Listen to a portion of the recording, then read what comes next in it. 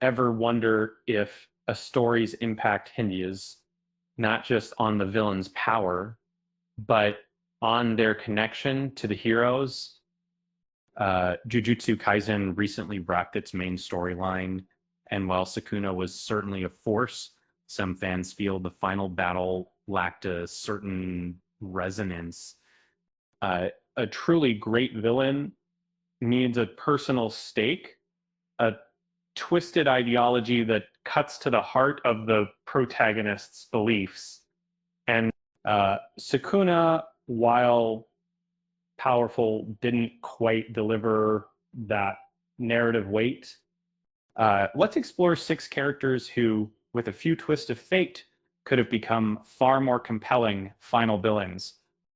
Some already possessed the motive, others the potential for pure malice, and still others the capacity for devastation if led astray. Megumi Fushiguro, haunted by loss and betrayal, could have embraced the darkness after losing his sister and witnessing the destruction around him. A broken Megami, consumed by his shadows, could unleash a world of permanent darkness, turning the final battle into a tragic rescue mission, a desperate attempt to save a friend lost to despair. And that's a personal tragedy. Sukuna simply couldn't offer. And then there's Toji Fushiguro, so the man who set the entire series in motion. And imagine him resurrected, a ghost to the cursed energy system, devoid of power, yet utterly dangerous. A final clash with Toji would be a return to the source, a confrontation with the man whose actions ignited the present chaos. And, the decision of the definition of the fight and most of its positive time and comedians doesn't adhere to the laws of jujutsu, and talk about himself is oblivious to his power. Had his humor turned dark, he could have rewritten reality as a nightmare, horrifying opponent whom sorcerers could only survive by playing his nonsensical rules.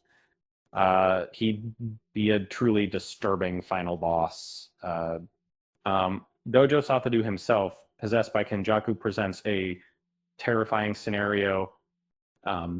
Students forced to fight their beloved teacher, the man who raised them, would face a psychological horror unlike any other, forcing the new generation to surpass Dojo by ending his legacy would have been a far more impactful climax.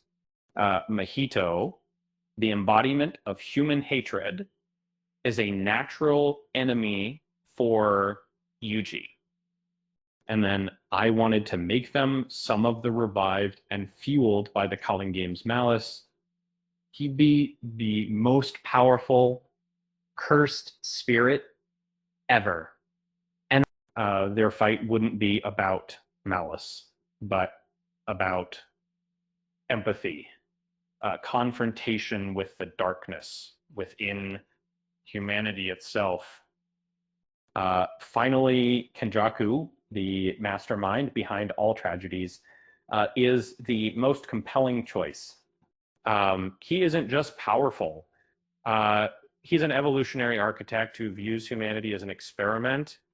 A final battle with Kenjaku wouldn't be physical, but ideological, a clash between a boy who believes in a dignified death and a man who sees the soul as a plaything. Speaking of playthings, did you hear about the cursed spirit who opened a joke shop? He had a terrible sense of humor. It was all dark curses. With that said, thanks for watching, and until next time.